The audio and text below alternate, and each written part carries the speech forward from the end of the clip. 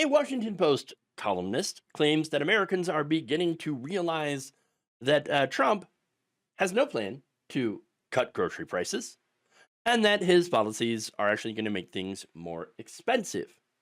Catherine Rampel recently wrote in an opinion piece for the Post, "A day late and a dollar short, Americans are realizing that President-elect Donald Trump plans to short them a few dollars." That's right. Since the election, U.S. consumers have become more likely to say that they expect prices to rise next year. Wait, no, hold on. Donald Trump, didn't he run on lower grocery prices? Now, that's an insane promise because the president does not actually control that. It's like saying, like, I'm going to lower gas prices. No, no, you're not. You don't control that. You're president of the United States, sure, and you have a lot of power, but you can't just unilaterally lower prices. That's not a thing that you can do. But Trump promised that multiple times. In fact, at a rally in August, he said prices will come down. You just watch; they'll come down, and they'll come down fast. Mm. In September, he said, "We will end inflation and make America affordable again, and we're going to get the prices down. Groceries, cars, everything. We're going to get the prices down." Now, the reality is, of course, that no, they will not get the prices down. In fact, numerous retailers themselves have said that actually, as a result of Donald Trump's planned tariffs, prices are going to go higher, not lower. Black & Decker CEO Donald Allen Jr. said last month, obviously coming out of the gate, there would be price increases associated with tariffs that we put into the market. Yeah.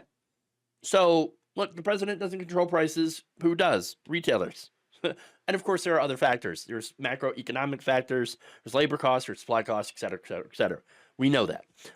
That said, inflation, you know what was the biggest driver of inflation? Corporate greed. 53% of all the price increases, blamed on, the government spent too much. You got a $600 stimmy check. No, it's all greedflation. Okay.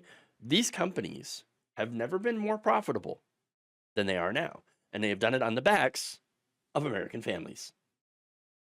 So now, of course, Donald Trump had to admit, oops, I was lying. I didn't actually mean it. No, can't actually do it. In fact, Trump told Time magazine during his interview, quote, "I'd like to bring them down. It's hard to bring things down once they're up. It's very hard." Oh, gee, what can I do? I would love to help. Okay, but it's very hard. There's nothing I can do.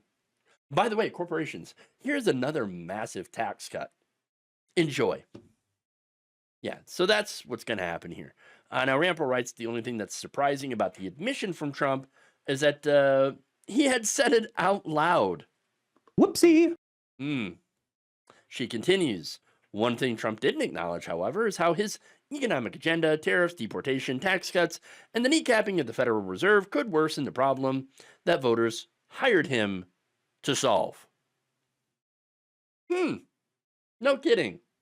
So, yes, he can't solve the problem. He can't make the prices go down, but some of his decisions can absolutely make prices go up. And so, yeah.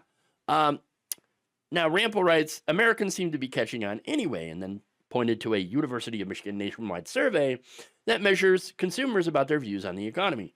They found a surge in participants since the election, reporting that now is a good time to purchase big-ticket items because prices will probably rise. We don't know for sure what's driving these shifts in consumer views. Most likely, Americans are absorbing news coverage of Trump's proposed tariffs and their potential to raise prices on food, cars, apparel, appliances, and other common household purchases. And it's not just the tariffs that threaten to rise prices. No, it's, again, the deportation stuff, right? When it comes to food. Not only that, but the Doge thing, cutting food stamps to the poor. That is something that is going to absolutely be pushed by the Republican Party. Remember, Elon wants to cut like $2 trillion from the budget. Impossible without gutting things like Social Security, Medicare, and Medicaid. Okay. Along with, again, they're going to target food stamps. They're going to target veterans' health care. They're going to target all of these things that actually do help average people. And that has an effect as well. Not only are people going to have less help, okay, from the government, but that money no longer is going to be in circulation, okay? And so that means less revenue for the stores, grocery stores. Grocery stores will be like, well, we made less revenue. I guess we're just going to have to raise prices. So there you go. Now, Trump also plans on cutting regulations. And that might make food cheaper. So I mean, it's regulations. Oh boy. Wait, but there's a reason for these regulations. Without them, there's actually a higher chance that you're gonna get food poisoning. So there's that, and then of course there's drill baby drill. Well, that's gotta help, right? I mean, lower energy costs. Lower transportation costs. Maybe that's gonna lead to lower prices at the grocery store, right? No. What they're going to do is take the savings and hand it over to the shareholders. Or they're going to increase executive bonuses because they're already sitting on trillions of dollars worth of cash.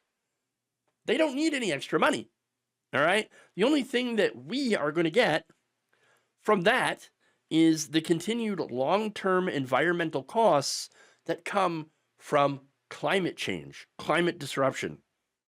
So, yeah, not doing very well, okay? So there really is nothing that Trump and his incoming government of billionaires plans to do that's actually going to help average Americans.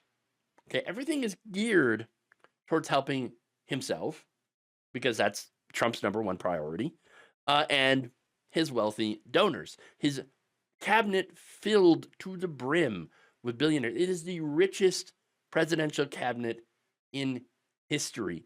And they ain't looking out for you. They're looking out for themselves. Now, if someone happens to be, someone to benefit who is not rich, well, okay, great, but it'll also be by accident.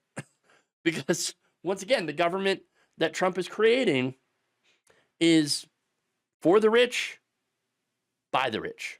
Thank you for watching. If you enjoyed this video, please like, share, subscribe, hit the bell icon in order to get notified whenever a new video is released.